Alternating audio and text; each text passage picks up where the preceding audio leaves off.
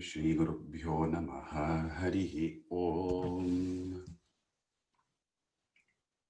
Sarvesham Svastir Bhavatu, Sarvesham Shantir Bhavatu, Sarvesham Purnam Bhavatu, Sarvesham Mangalam Bhavatu, Sarve Bhavantu Sukhina, Sarve Santu Niramayah, Sarve Bhadrani Pashyantu, Maha Kaschit Dukkha Bhag Bhavet. Om Shanti Shanti Shanti.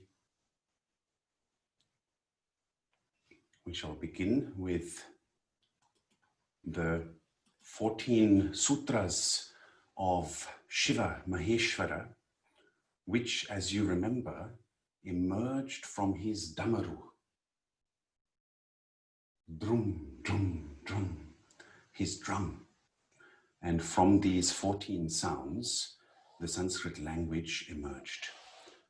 Last time, we had an interesting situation where all the participants together chanted it, and it was quite funny. So this time, please, everyone, keep yourself muted and chant along with me. So I will repeat each line and you just repeat after me.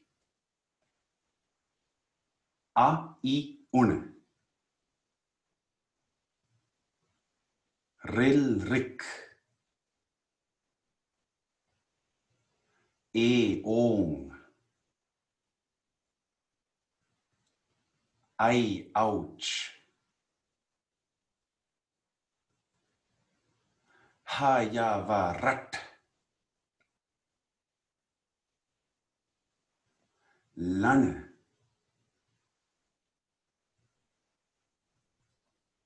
Ya, ma, nga. Na, nam. Jha, bhain. Gha, dha, dhash. Ja, ba, ga. Da, dash. Ka, pa, cha. Ta, ta, cha. Ta, tav. Ka, pai. Sha, sha, sar. Hal. So this is the most ancient form of the Sanskrit alphabet.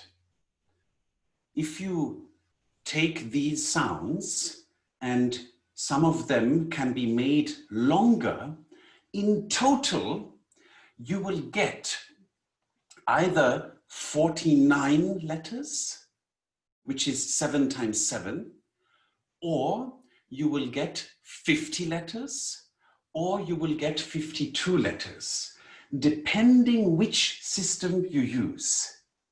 All of them are valid. Some of you might have watched the video on the meanings of the letter A. If you haven't watched it, you can do so after this class. Today I will only summarize 3 of its meanings. A means the beginning of all things, because it is the first letter of the alphabet. Like in Greek, we say the alpha, and even in English, we say the alpha male, isn't it? Like our Jamin is an alpha male, and he likes to be the boss of others, which is a good thing. It is a leadership quality.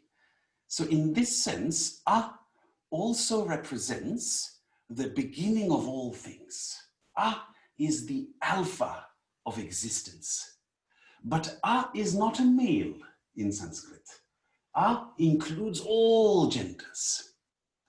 And this is the second meaning I want to tell you. It is the name of Kameshwari Devi, the divine lady, whose energy becomes this whole world. Those of you who know something about science, it is said that infinite energy is present in the singularity of the Big Bang. And then it goes, and this whole universe comes into existence. That infinite energy suddenly manifests in the form of all of you.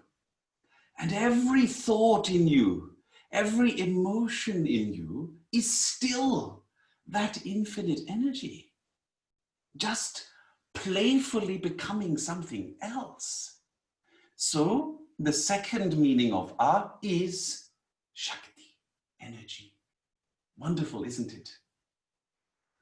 And then the third meaning of A, among so many meanings, I've only given you 24, but in total there are more than 100 meanings. So now the third one I have chosen is that A is the state of wakefulness, Jagrat. Are you all awake? Are you sure? Or is someone sleeping?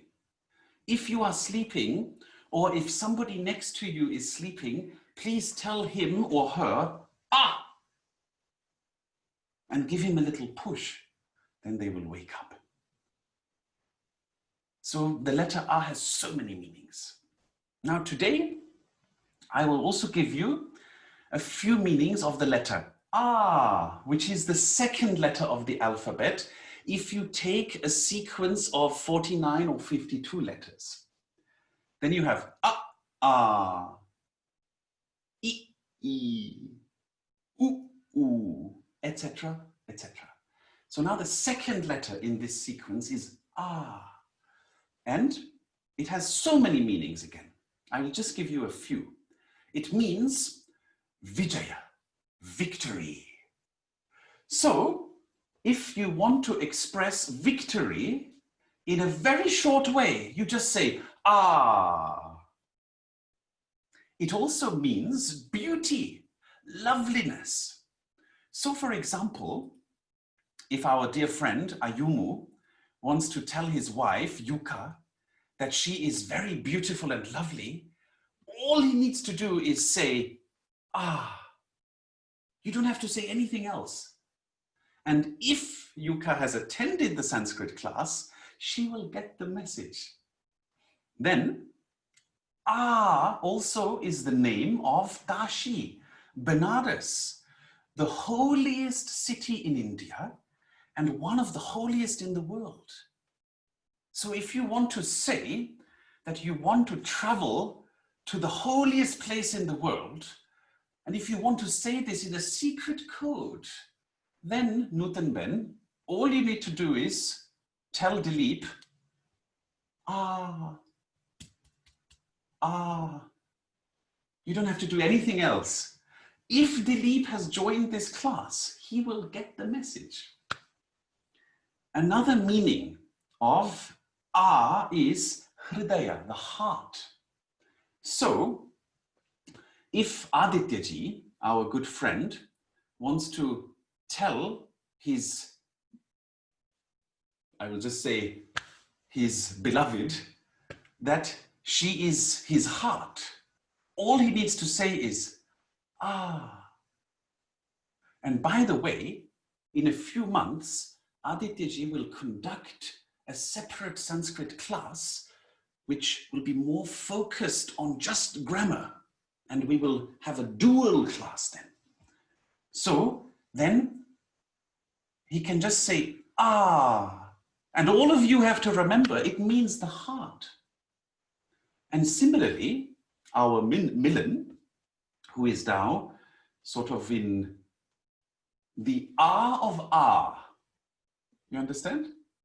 Because I just told you A means loveliness and A also means heart.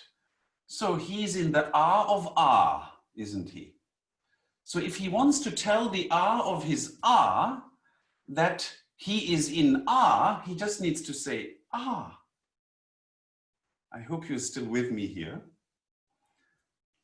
Is it understandable? Okay, because Tripura Sundari is here and she is my A, right? And she is in my A. So she's observing me. And then we have another meaning of A. A also means grandfather. So if one day our Jamin has a grandchild, then the grandchild can tell Chandrakanchi Shukla, he is the grandfather. Yes? And then there is also another meaning of which is Ganesha Vignaraja. So those of you who love Ganesha, the deity with the elephant head, who symbolizes all knowledge and who symbolizes overcoming of all obstacles, then you don't actually have to chant a mantra, or you don't have to go into some deep, complicated Sanskrit meanings. You just say, And you see, you might think I'm joking, but the scriptures say that these syllables actually carry the energy of the divinities. They carry the energy. Why? Because these syllables, they are the subtle channels in our body. So when you meditate, suddenly you can feel energy at the top of the head sometimes.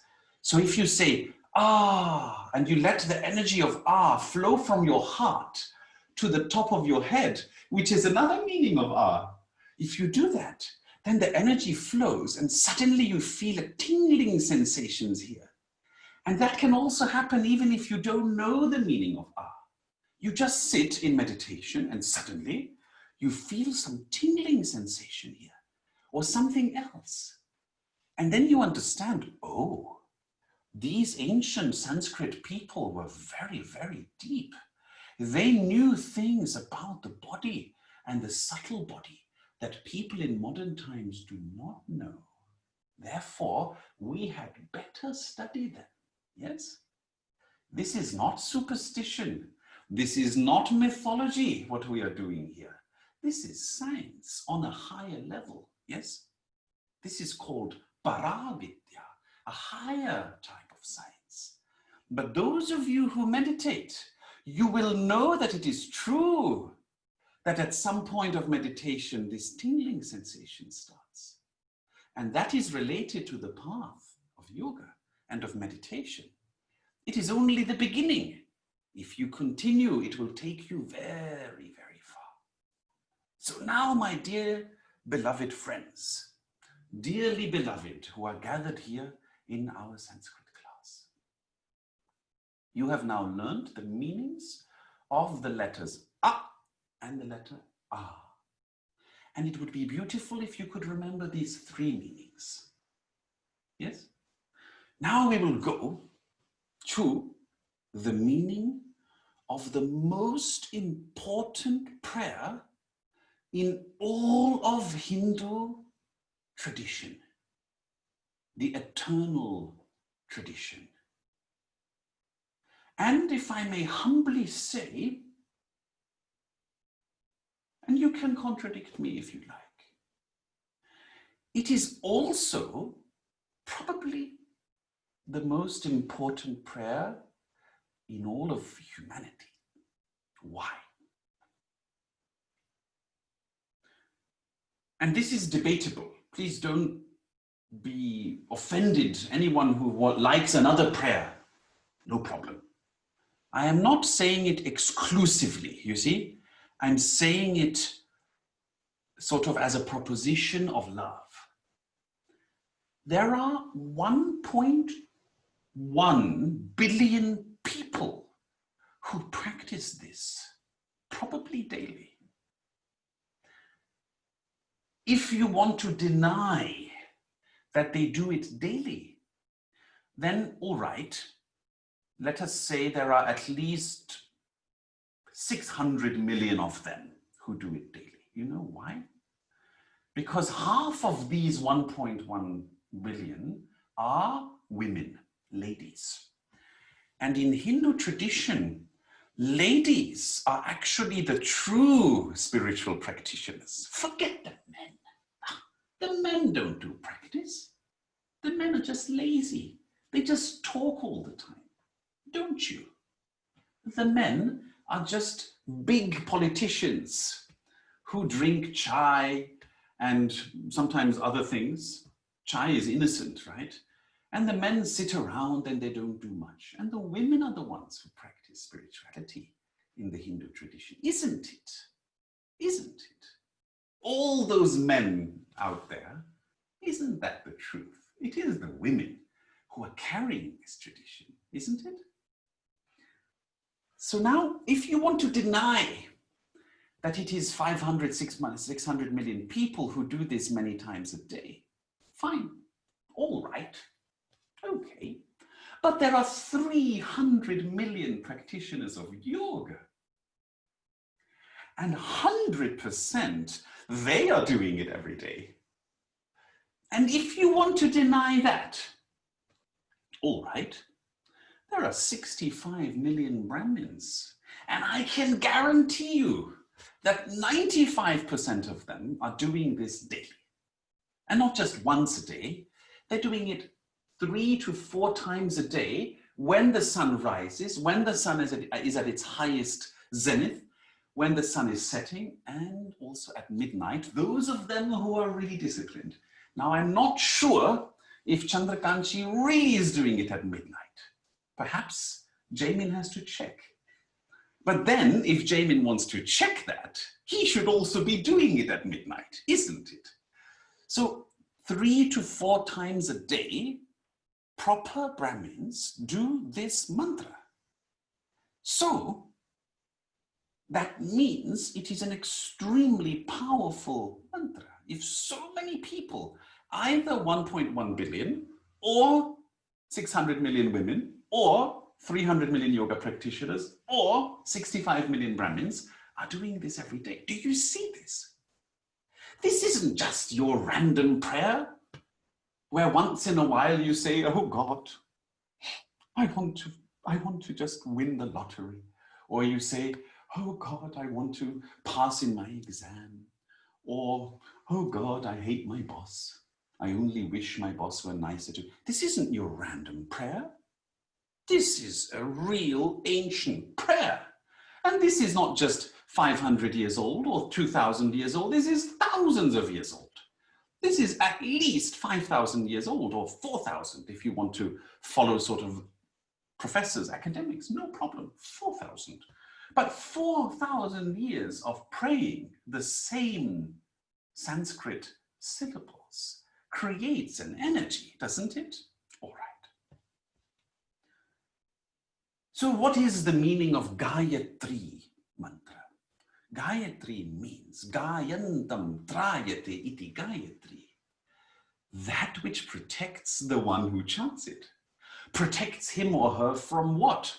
Well, to put it humorously, from himself. Because you are your worst enemy, aren't you? Your constant thinking, your constant selfishness, your constant anger, your constant bitterness, your constant envy and jealousy, your constant need to prove yourself, your constant sense of superiority, or worse, inferiority, is really harming you, my dears. It's really putting you on the wrong path of life. Oh my goodness, what are you doing with your life? Therefore, when you chant this prayer and you understand it and you meditate accordingly, you're going to come out of all that nonsense. You're going to come out of all the mess that your mind creates for you. Mananat trayate iti mantra. A mantra is that which protects you from excessive thinking, from overthinking. It protects you from that. And the Gāyatrī-Mantra is a mantra that protects you from your own ignorance, from your own negative emotions, and brings you to awareness and clarity. The luminosity of your own consciousness is what you pray to in this mantra. the luminous nature of your own heart, your right? Your heart means It's beautiful. It is amazing. And my beloved friends, we could go into a 1-hour discourse only on the meaning of Gayatri. And my dear Gayatri Ben, who is one of our participants, we will do that. Don't worry. Don't you worry. We will do that when we have the time. But if I do that today, the participants will say, oh my goodness, this was a 1-hour discourse on the meaning of the word Gayatri.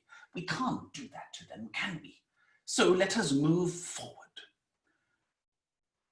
What is this Gayatri-Mantra that he's talking about?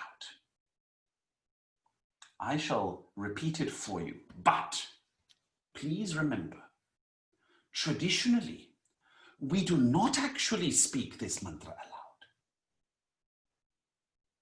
So why are we doing it here? Should we even be doing it? Is it right to break the ancient rule of keeping it secret and whispering it only?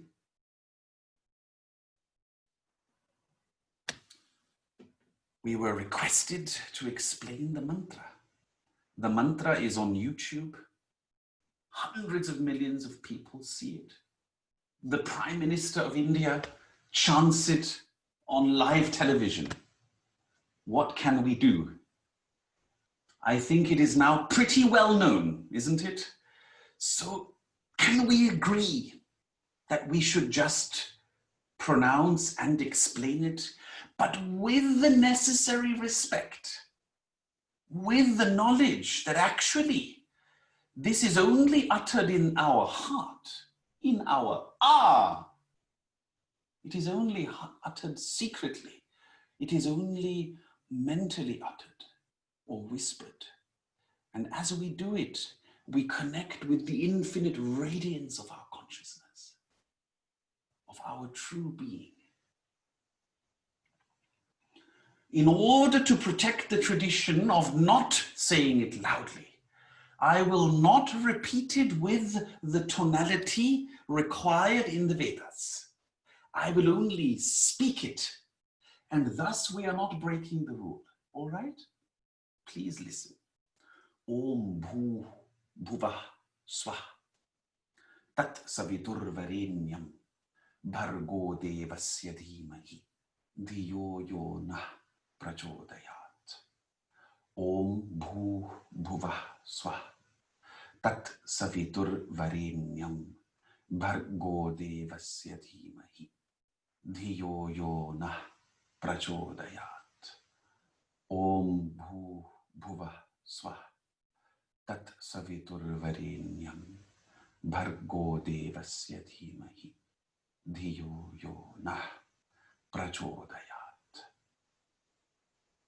Those of you who wish to learn to chant it, I am sorry. I am not going to teach you that because it is not permitted in the tradition. You need initiation for that, my dears, my dearly beloved. If you nevertheless want to chant it, go to YouTube and just write Gāyatrī-Mantra chanting. And then you learn it from YouTube, and then YouTube is your guru. Yes? So the Gāyatrī-Mantra occurs in Rigveda, in Yajurveda, and in Samveda. What is the essential meaning of the Gāyatrī-Mantra? I will just translate it for you. And then those of you who wish to leave, you can leave and you can go to London Tower or some other beautiful place. The meaning is this. Om, earth, space, absolute light. Let us meditate on that beloved radiance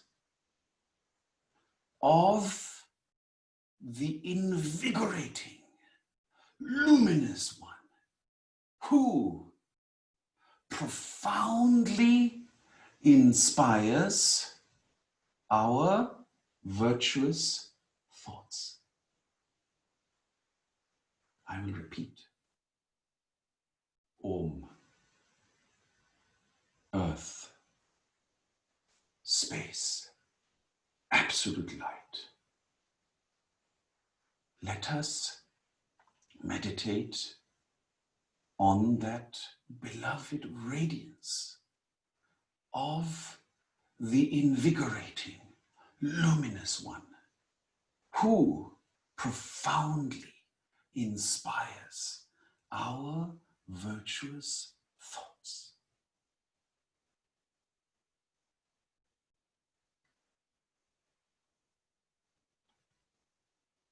The mantra begins with Om. Om has innumerable meanings. There are up to 284 distinct meanings in the scriptures. I shall only give you 3. Om means the absolute reality, Parabrahma, of consciousness. Your own deepest consciousness. Your own deepest being that you discover in meditation. Then Om means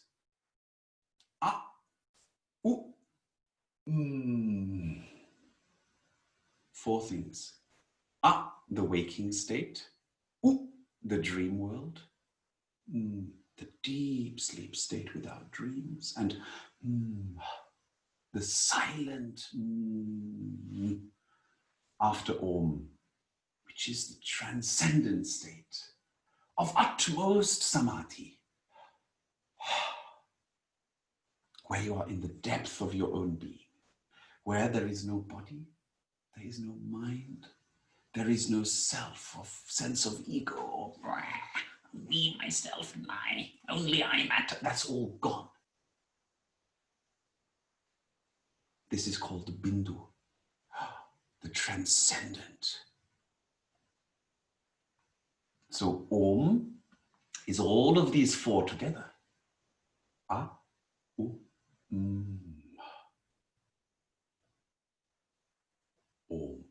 Then Om is the primordial svara or nada, the sound that vibrates throughout the universe, the underlying sound that is from the time of the beginning of the universe still vibrating. And this sound can be heard in the depth of meditation. When you learn the yogic process of placing your tongue to the roof of your palate,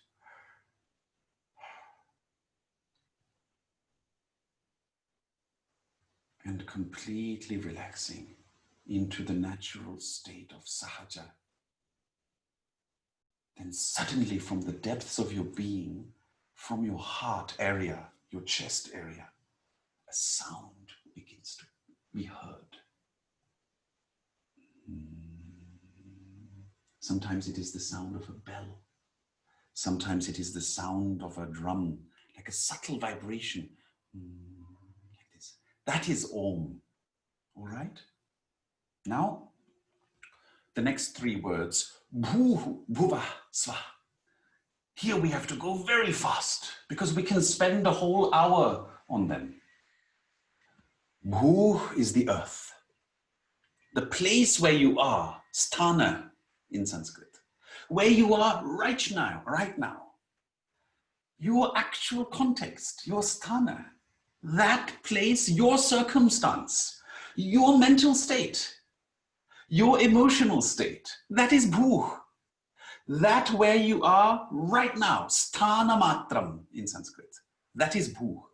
Not only the earth upon which you stand, also the level of your consciousness, your bhumi, your stage of evolution, your stage of development in consciousness, that is also Bhu. And in yoga, this represents the lowest chakra, the lowest center of energy, which is at the bottom of your spine, where the energy of consciousness, Chitti Shakti, in the form of Kundalini, is present. And when you follow the right procedure of meditation, and it has to be under a teacher, under a guru, don't do it by yourself, not a good idea. There was a man in Kashmir by the name of Gopi Krishna. He tried to do this all by himself. He said, no, I know better than all the teachers. I know better than all the gurus. I'm not going to bother listening to anybody. I'll do this all by myself. And he read it in a book, and then he started meditating. And oh my dear, that wasn't a good idea. He felt a tingling sensation at the top of his head. And he was meditating on Bhu, on the lowest chakra. And suddenly it was, and he felt like energy shooting up out of his head. And then for the next 3 years, he was quite scared, quite scared. He didn't meditate anymore at all because he didn't know what was happening to him. Yeah. So my dearly beloved friends, please don't do these things by yourself. If you want to learn how to practice, then, for instance, as far as I know, every Monday, Chandrakanchi Shukla runs a class on Sahaja Yoga, on how to meditate naturally. Why don't you go there and learn it properly? Or you can join one of our sessions on Vimarsha, how to observe your states, how to gently awaken that energy so you can observe it and not go whoop, whoop, whoop, whoop, whoop, whoop, right? Because the goal of meditation is not to go crazy, my dears. The goal of meditation is to become enlightened for the benefit of others, all right? So that is Bhu, the earth, the place where you are. Then Bhuva. Bhuva means space. Akasha. So we have the earth, and then we have space. My beloved little son Amar loves to shoot rockets into space, but of course not real rockets, not missiles, don't you worry, only firecrackers. You know the rockets we have on the Swiss National Day, which we just had 8 days ago, or which you will have in India in 6 days on the Indian Independence Day. These kinds of rockets. So he loves that effect where you light the rocket and then it goes whee when it shoots into space. That is exactly the experience you will have in meditation if you practice well. Really, that is the experience. It is quite surprising how the manufacturers of firecrackers have actually copied a real meditation experience. That's exactly how it is. But my dearly beloved, it's not good for the animals to light these crackers. The dogs are scared, the birds die. Should we really be lighting crackers outside? Why don't we light the inner cracker of meditation? So just meditate, and then you can have an inner firework. It's not needed to create an outer one. Yes? So that is Bhuva. Whee, into space. Then we have the highest, that which is beyond sky. Swa. That is the infinite light. That is the absolute light. That which is beyond. Beyond everything. That is Sva. So what the 3 syllables are doing is they start where you are, your condition right now, Bhu, then they shoot you to the sky, and then beyond. So you're rising from your heart through your body, poof, out through the top of your head, where the tingling sensation happens, and you're beyond. And in the yoga shastras, the yoga scriptures, there is exactly a meditation like this. Bhu is the earth element. You rise through the central nadi to the space element, bhuva, and you out of here, and then sva, and you're gone. Goodbye. That's really there in the scriptures. So that is what the Gāyatrī-Mantra is doing. Om, bhu, bhuva, sva, and you are out. And then you connect with the absolute consciousness. And because we have only little time, I will just briefly go through it, and then you can ask questions.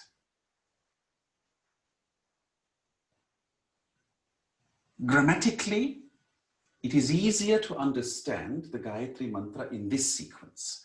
Tat varenyam bhargaha savitur devasya dhimahi yahanaha dhiyah prachodaya. Tat, that. Tat bhargah. Bhargah means radiance. Bhargah means that which scorches, burns up all your negative emotions. Bhrijyate kamadihi anena iti bhargah, in the masculine form. In the neuter form, it is simply that which roasts, that which fries. So when Miraben fries the samosas, that is called bhargah. Really, the frying energy is bhargah. But here, it is the frying energy of your consciousness. Because when you direct consciousness at your negative emotions, when you become aware of your negative emotions, and you don't reject them, when you're just aware of them, and you don't reject them, you don't push them away, and you don't hold on to them also, when you just concentrate and you're just aware of them, knowing that your true nature is actually already perfect light, then your true nature roasts your negative emotions. But not like samosas. It roasts them like fire. And then all of your negative emotions are gone. They're just burnt up, roasted in the fire of consciousness. Jnana-agni, Krishna says, the fire of consciousness, of awareness, of knowledge. Tat bharga, upon that radiance, that roasting radiance. Now I'm joking, roasting radiance is not a good translation. The scorching radiance, the powerful radiance, the radiance that burns up your negative emotions. Upon that radiance we meditate. Dhimahi. Whose radiance? Savitur devasya. Deva means the luminous one. But Deva has 10 meanings. We don't have time for this. It means playful. It means to triumph over. Triumph over what? The negative emotions. The asuras. It also means to shine, to be luminous. It also means adorable. It also means delightful, blissful. It also means dream. The one who causes beings to dream. The mind in your dream state. It means lovely. It means movement. The one who is moving in all things. Your own being is always present in all things. You can never lose your being. That's why it is called Deva. And that Deva is Savita, nourishing, impelling, pushing, giving you life, giving you energy, invigorating you, making you wake up in the morning when you are rolling around in bed and the sun rises. With the first rays of the sun, you are given energy. The sun is telling you, get up, please. It is time to wake up. Uttishtata, Jagrata. Savita is the one who gives you life, who gives you energy, who invigorates you. Yes? And why is our own consciousness or awareness invigorating? Because if you know how to meditate and you direct your mind against itself, towards itself, just relaxing completely into your own heart. Ah, remember? Ah. And you do not let your ordinary overthinking, overfeeling everything, you don't let that get in the way. Then you will be astounded. You will emerge from that meditation with so much energy that your wife will tell you, Dilip, can you calm down a little, please? Or your husband will tell you, Yuka, have you had a lot of coffee to drink? Because that is so invigorating. That state of samadhi, where you see your true being, is so invigorating that the only way to explain it is for you to experience it. That is why it is beyond words. Yes? So, then there is only the word meditation, dhimahi. Let us meditate. It is quite clear. Dhimahi is defined as fastening the mind to a single point and keeping it there. Desha bandhaschittasya dharana tatra pratyaya ekatanata jnanam. Very clearly defined. Fastening the mind to a single place and keeping it there. And then a single stream of consciousness, a single stream of attention directed to that is called meditation. So, when you concentrate on the radiance of your own consciousness in the form of the life-giving sun, at the moment the sun rises, the sun represents your consciousness. When you concentrate on the life-giving radiance of the sun, which is your own consciousness, what happens? Dhiyo yo na prachodayat. Then that sun of your own consciousness inspires your thoughts. Dhiya. Your virtuous thoughts. Dhi has so many meanings, thought, that I cannot cover them here. It means wisdom, it means consciousness, it means insight, it means intelligence, it means observational awareness, it means perception, it means so many things. I will make a video for you, a YouTube video, and you can watch that in peace. Yes? Thus, the Gāyatrī-Mantra means we meditate on the powerful radiance of the light of consciousness, which inspires our thoughts. It means you connect with your own consciousness and you visualize your consciousness as the rising morning sun. You can do this visually, where you close your eyes and you visualize your consciousness as the sun, radiating like billions of lights together. You can't actually look at the sun, it's so powerful. Please, children, don't look at the sun. Please, it's going to burn your eyes. Don't look at the sun ever, okay? Not even in the sun, in a solar eclipse. But in your meditation, you can visualize the sun. But it is your own consciousness that you visualize. Where you visualize the sun. And you connect with your true being as the sun. Yes? And then you know it's going to inspire your thoughts. It will make you more intuitive. You will naturally have the desire to benefit others because your compassion will rise.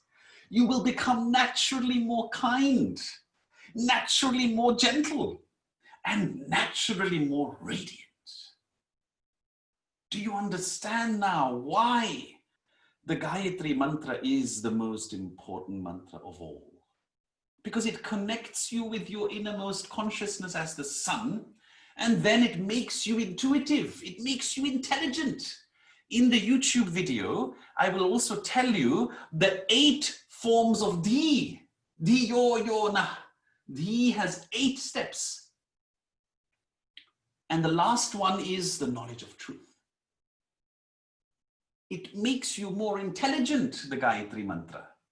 It makes you more intuitive. It makes you more compassionate. When you meditate on your consciousness as the sun, you meditate upon the sun here. And you just visualize how it is getting brighter and brighter and brighter and brighter and brighter and brighter till it is the real sun in your own consciousness. It is so powerful to do that. And when you then connect to the outer sun, knowing that the outer sun, according to the Vedas, is just the outer form of your inner sun, then your life is a life of bliss, and your day becomes a day of bliss in the morning. Then you get up in the morning, you repeat the Gayatri Mantra, you meditate on your own inner consciousness as infinitely luminous light, and then you say hello to the outer sun. You greet the outer sun, and then your day is a day of bliss. So now we will end here, and you can ask questions. Please feel free to unmute yourself, and please ask questions about the Gayatri Mantra or about Sanskrit. Don't talk about politics or about your local spa. All right? Please go ahead.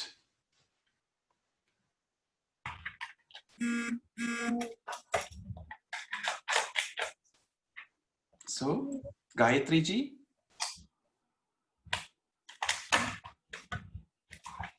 Who would like to ask a question? Vidyābhāskar, it's me. Yes. Kamlesh ji. Yes. So you talked about the ceremony of having a Gayatri. Do you mean having the Yagnopavit? Correct. Traditional thing? Yes, correct. So this is a traditional ceremony where you are gifted a beautiful thread. And this is usually reserved for people who then live that life of meditation. So it is not something that is done lightly, where we just say, oh, you know, here you go, we're going to hand out this thread like candy, right? We don't do that. We respect this. But this thread has a deep symbolism, and we could talk a whole hour about it. So let's not do that here, but yes, this is what we mean. It is the thread ceremony, and then you symbolically wear the thread to show your connection to the ancient sages of India and of course the whole world. So this is a real proper ceremony, and one should, if one loves this kind of tradition, one should go through that. One shouldn't just selfishly learn it from YouTube, you see. Thank you, Vidyābhāskar. Next question? Yes. Next question. Namaste, Vidyābhāskar ji. Could you just tell us where the video is, please? So there is a YouTube channel. Now, I am not a technical person, so I will suggest, Himaji or Milan to send you that video. I'm sure they have your email. So it is available on YouTube, but I cannot tell you exactly where on YouTube. Somewhere on YouTube, but they will tell you. All right? That has the full explanation of the Gāyatrī-Mantra. Yes, yes. Thank you. Next question. Āchārya ji, you have not told about the last line of this Gāyatrī-Mantra, Prachodhyat. Om Bhurvasva Tatsaviturvarenyam Bhargo Devasya Dhimahi. Yes, madam. Dhiyo Yona Prachodhyat. Actually, madam, I did. Perhaps you were not there in the session. I said, who inspires our thoughts. Prachodayat is the verb. Prachodayat means who inspires profoundly our thoughts. That means who makes our thoughts intuitive, our good thoughts, not negative thoughts. This is not the way for Yuka to become an investment banker. But if you are an investment banker, that's fine. But the Gayatri Mantra is not the way to get, sort of what's a good business deal? That's not what is meant here. It is about becoming intuitive and divine. So prachodayat means to inspire, prerana. So Sayana, the commentator, translates it as prerayet. May he inspire our thoughts. And dhi means virtuous thoughts. Yes? Thank you. Thank you. Welcome. Next question. Namaste Vidyābhāskar ji. This is Varsha. Now you said we shouldn't be chanting this slok openly, like somebody can hear. But so many yagnas we do, and at that moment we have these slokas going on. So what one should do at that time? I know now onwards you just chant within your mind, but what is the right thing? So you see, Varshaji, this is what I had mentioned, that traditionally, even at the yajna, you wouldn't chant it loudly. This has only been done for the past 30, 40 years. And now, you see, we can say, well, even the Prime Minister of India is chanting it loudly, right? And I believe, am I mistaken? I believe even President Obama chanted it in some session. Really, I saw this somewhere. I remember 2-3 years ago, we were talking about this. So you see, once Obama chants it, well, I hope Trump isn't chanting it. So this is just a different point, but you see, Varshaji, once the whole world knows about it, it's a little silly to say it's secret, right? And Varshaji, I wouldn't be surprised if even President Trump has chanted it, because I know he met Prime Minister Modi and they must have done something like that together, right? So whatever, but you see, traditionally we say, if you're connecting to your innermost radiance of consciousness, you're not going to blurt that out on a microphone, right? That, hello everybody, I am now going to connect to my innermost being of consciousness, my innermost luminosity. Please everyone listen carefully. I am the one who does this best. I do it better than you. Do you see? That has nothing to do with consciousness.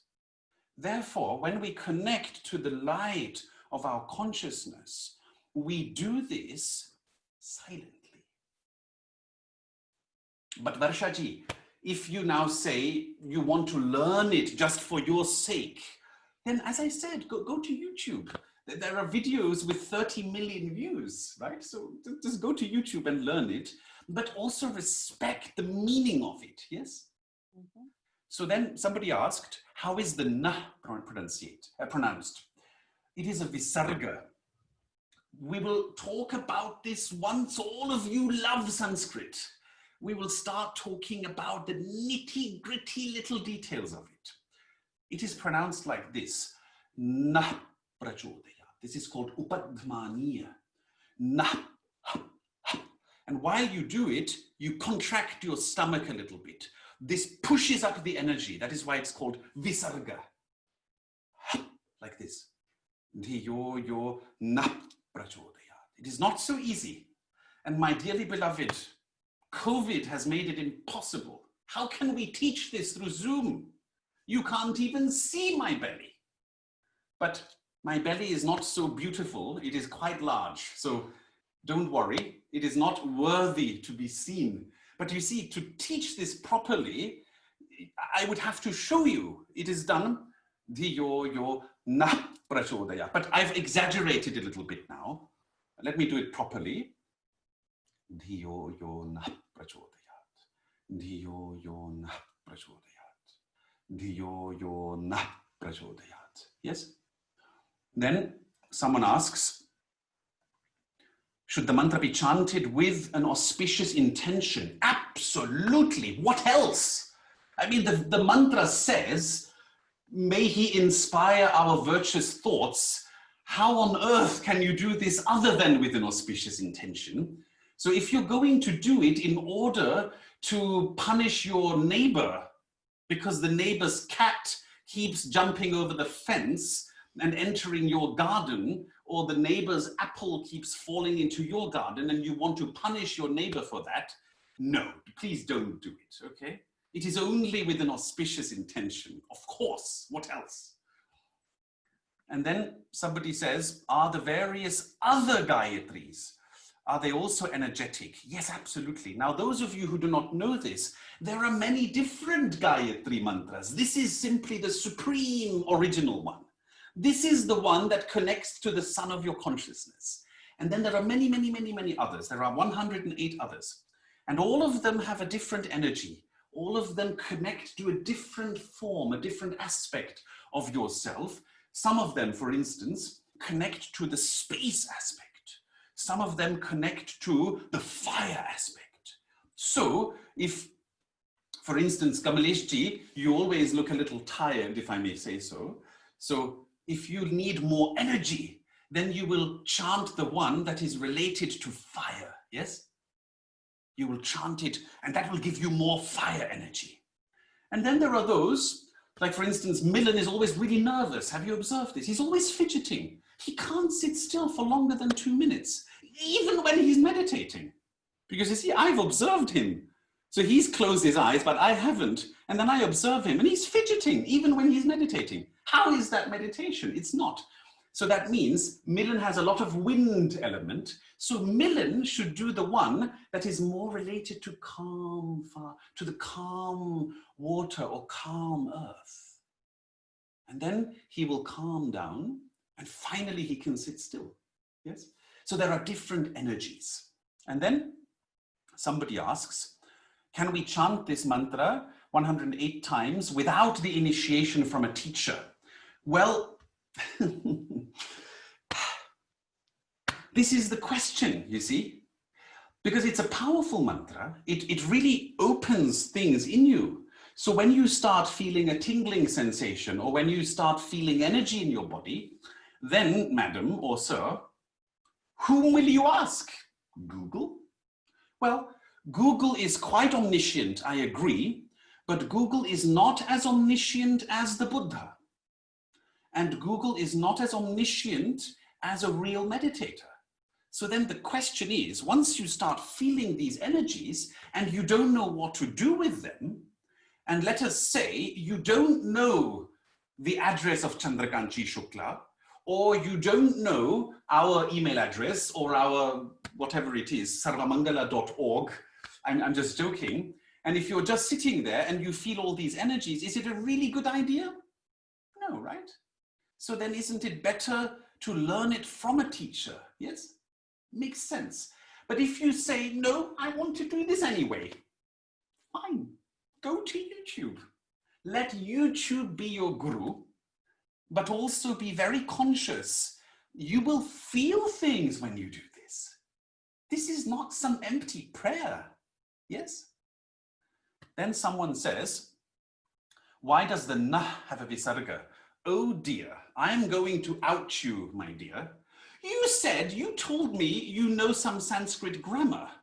Now, the rest of you don't know who he is, because I can see it here. Na, this is Oh my goodness. This is simply the 6th case plural of asmat.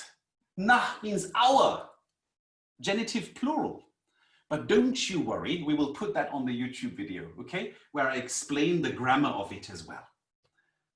So then, because my dear, last point, if it would be na prachodayat, it would mean don't inspire me.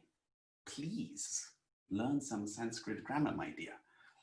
So then someone asks, how many times should I repeat the mantra? Can I whisper it aloud? Should I do it completely silently? Does it give me energy when I say it aloud? Oh, no, sorry. She says it gives me energy when I say it aloud. All right. If it gives you energy, then say it aloud, but please don't do this at Piccadilly Circus. Yes? Do it in your own home where everything is quiet. Do it for yourself and say it aloud, and it gives you energy. Fine. Once I met somebody in Zurich who was undergoing lots of troubles. He was really in trouble. And I'll tell you even how much he was in trouble. He had just crashed his car, and he had a really nice car. He crashed his car, then his son crashed his car. I mean, how does that happen? The father just crashed his car, and 2 days later, the son crashes his car? I mean, how does that happen? Crazy, right? But it really happened. This was many years ago. And then, not only that, they lost their business within a month. How does that much misfortune happen at the same time? So then they asked me, can you suggest something that we can do? And I told them, just chant the Gāyatrī-Mantra and meditate on consciousness. And then you will get clarity. And you won't believe it, within 2-3 months, everything was fine again. Not only did they have their business back on track, they had 2 new cars. Right? So everything was fine again and everything was good again. So you see, this is a powerful meditation. It really is. It really clarifies your mind. If you meditate on a luminous, radiant sun, which is your own consciousness, it really does something to you. So please, my dear madam, do it. Yes, please do it. You can do it aloud at home. I would not recommend you to do this in front of Buckingham Palace. They might arrest you. So then someone asks that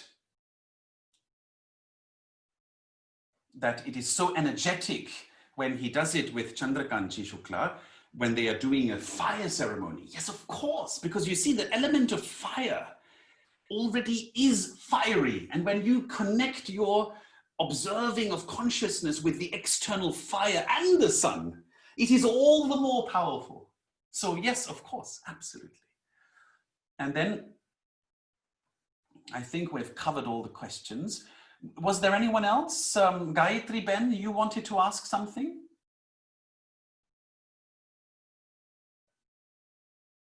Then someone asked. Vidyābhāskar-ji? Yes, please go ahead. Please go ahead. Yes, Namaste, Hari Om. I wanted to ask you, as I added on my message, that when we do the mantras with Chandrakanbai, the energy is very powerful, but sometimes I'm not able to control it. I go beyond that control power. So I don't know if it's Kriya or I don't know what it is. Then after a while, it does calm down.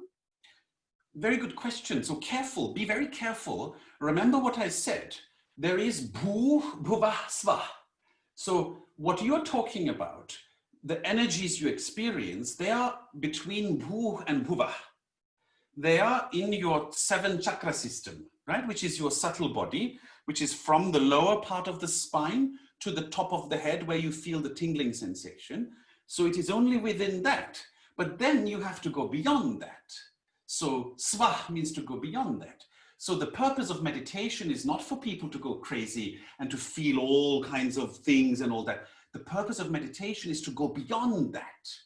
These things, what you call kriyas, happen when the energy blockages in your subtle body are unblocked. Yes, it's like, right? So there is a, you know, there's a joke, the Pringles box. Once you pop, you can't stop, right? So this is the same thing in meditation. that the energy of meditation unblocks your blockages. So it is like many, many little Pringle boxes. Right? They all open up. And then once you've eaten all the Pringles, then your energy shoots out of your head, and then you are in sva. Then you are in the space of consciousness, which is called sahaja. So Gayatri Ben, don't misunderstand sahaja yoga to mean that you are all going crazy, right? Where somebody is breathing like this and someone else. This is not really sahaja yoga. Sahaja yoga is to rest in consciousness beyond the kriyas, to rest in true nature of consciousness, which is infinite silence, which is samadhi, beyond all kriyas, beyond all energy processes. The energy processes are not the goal of sahaja yoga. They are only the path that leads there, yes? So Gayatri Ben, if you think the kriyas are actually the goal, then it is like saying you want to go to Starbucks in Croydon, but you end up at the end of the corner of your street. And then you end up there and you say, yes, this is where I wanted to go, right? So if you stop with the kriyas, it is like stopping at the end of your street and then you never reach Starbucks, right? So you have to go beyond the kriyas. So now we are 6 minutes beyond our time. Therefore, let me finish here. Somebody asked, how are these letters written? We will put that into the YouTube video. And somebody said, can you please repeat the 14 sounds again?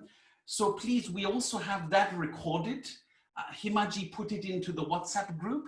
So if you are in the WhatsApp group, you can just scroll back and you can see the recording. If you are not in the WhatsApp group, then I request Himaji or Milan to include Bhiren Patelji in the WhatsApp group. And then we will repost the 14 sounds. Now, last point, everybody. I know that some of you feel a little overwhelmed. I know that some of you think, wow, this is complicated. No, it is not complicated, actually. This is just your mind, which doesn't like to learn anything new, my dear. It is not complicated at all. In fact, to learn how to cook is more complicated than this. So those of you who like to watch the YouTube videos of Manjula's cooking, or who like to watch your local cooking TV person, that's more complicated than this, all right? What is complicated is simply the fact that we are not doing this in person, that we are doing this over Zoom, which is crazy, right? But it is what it is. And we have to accept reality as it is when we practice meditation, not as we want it. Therefore, if you felt that this was a little complicated, just go and watch the recording of it. It's just 1 hour. Or I will explain on the YouTube in a very systematic way, again, what we explained today, and then you just watch that again, all right? Please give up the idea that this is complicated. It is not complicated, all right? So let us all meditate on our consciousness, on the luminosity of our own awareness, which is like the sun. It is shining all the time. So please enjoy and come back in 2 weeks, yes? Then you will hear the meaning of the word I, and perhaps also the syllable E, and you will hear the meaning of the Trayambakam mantra, the Mahamrityunjaya mantra. So I will finish with the prayer that wishes auspiciousness and happiness for all beings. Sarvesham svastir bhavatu, Sarvesham shantir bhavatu, Sarvesham puranam bhavatu, Sarvesham mangalam bhavatu, Sarve bhavantu sukhinah, Sarve santu niramayah, Sarve bhadrani pashyantu, Ma kaschid dukkha bhag bhavet. Om shanti shanti shanti. Hari Om Tat Sat. Here we are finished. So we will finish the call, and any questions you still have, you can always send them to the WhatsApp group and we will definitely answer them, or to the Facebook group. All the best. Be happy.